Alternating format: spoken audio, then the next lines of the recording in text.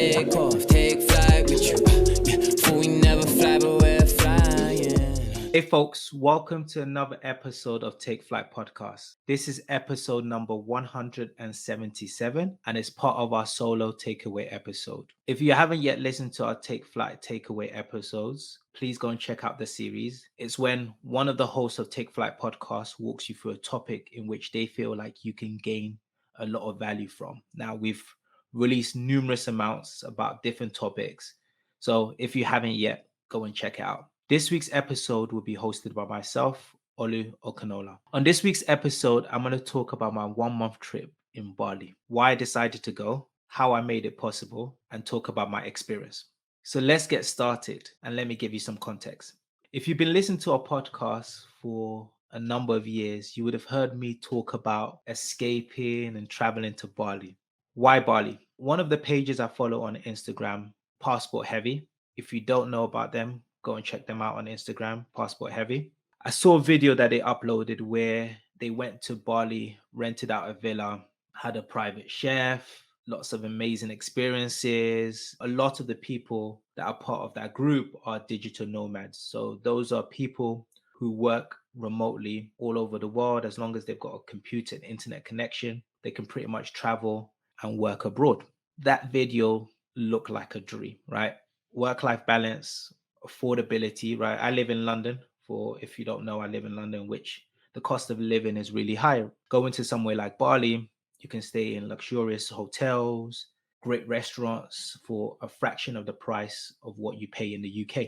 Also, it's just a beautiful environment. I've always loved the idea of really just exploring. I lived in Dubai for a period of time where I was able to go to the beach, right? Having that work-life balance of being able to work, but then during your lunch break or after work, being able to go out and explore, it's always been my dream. So end of last year, a few members of my family passed away. Devastating period of time, but it also got me thinking of the importance of living. I think so many times we talk about plans, we put on hold, we're not intentional with them. So end of last year, I said, look, I've been talking about Bali for a long period of time. It's time for me to be intentional about this. I started planning, how can I go to Bali for 1 month? I work in a very fast-paced, intense industry and also function, so finance. So it's almost impossible for me to disappear for a whole month, right? So I said, let me split this off. So I decided to split this into 2 parts, 2 weeks working, 2 weeks holiday.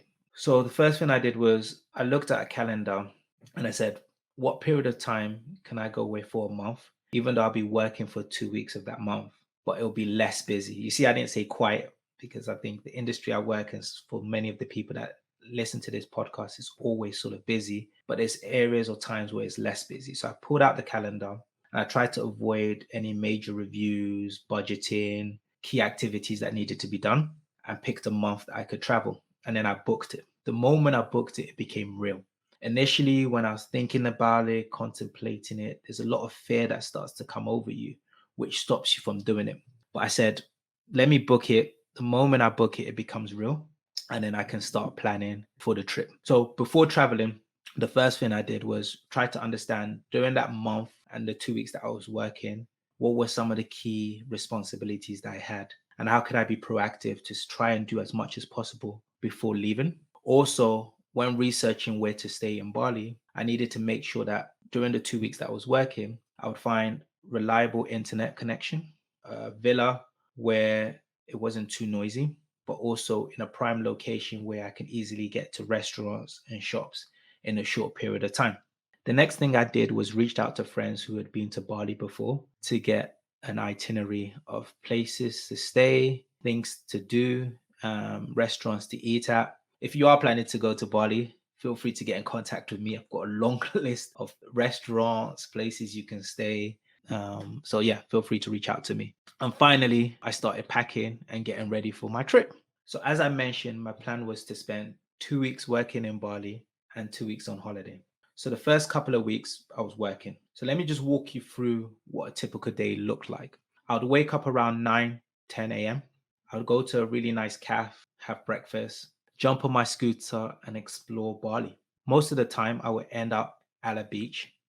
just walking, sun tanning, and just relaxing. And then around 2, 3 p.m., I'll go and have a late lunch. And then I'll head back to my villa by 4 p.m. And then I would work from 4 p.m. to 1 a.m. Because of the time zone difference, that would equate to sort of 8 a.m. to 5 p.m. UK time. Now, what did I learn during those 2 weeks of working? The first one is I'm able to bring my best self to work when I find some form of balance. So what I mean about that is I really love the way that I structured the day where I was able to explore, get to see Bali, relax, and then work as well. I think so many times when I was in the UK, I found myself just really working and not making time for myself to really explore and live. The second thing is prioritization, especially when you're working remotely. Your prioritization, time management is critical. Being able to ensure you get your stuff done. So when it comes to work deadlines, work assignments, communicating with people in your team, I made sure I was able to do all of the above, right? So really prioritize my time, prioritize my day to ensure that all my deliverables were met whilst I was away. And lastly, is really around putting yourself first. So I'll give you an example, which we can laugh about now on the podcast. But whilst we were away, we were supposed to initially record 1 week. Ended up recording a week whilst I was in Bali. Time zone was quite late for me, but we recorded a podcast episode. The next week, the guys wanted to record again. Now, normally in the UK, I'd move a lot of stuff around, try to make myself as flexible as possible to ensure that we can record a podcast, or if it was work related, ensuring that I'd move things around. So initially I'd said, look, it was okay for me to record and we can record the next week. But then I got invited to travel to a remote island. Right. I had two options there. I could have decided, you know what,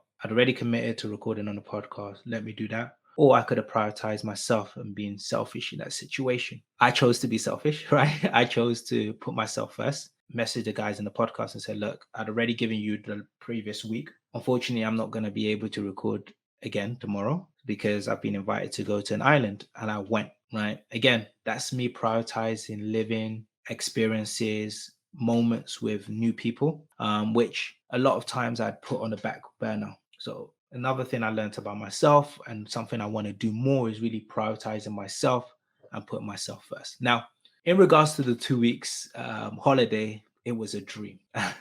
I joined this group called Black in Bali, where I met a lot of amazing people that were traveling either solo or in small groups in Bali. So I did everything I could to really experience Bali. I tried not to stay in the same place for longer than 2, 3 days, which meant I got to really explore and see as much as Bali as possible. I was able to do snorkeling. I went to some remote islands such as Nusa Penida and Gili T with new friends, new people that I met out there. I even tried to surf.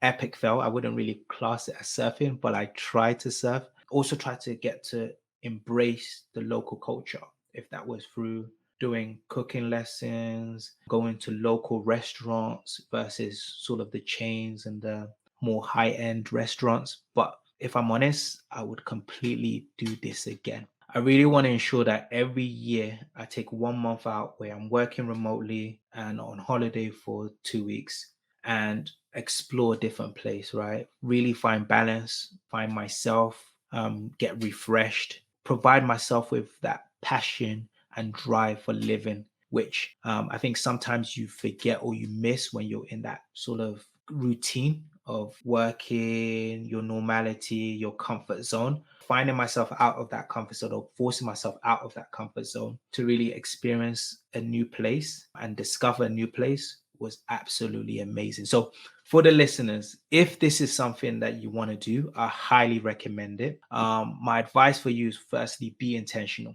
If you say you want to do this, do it, book it now.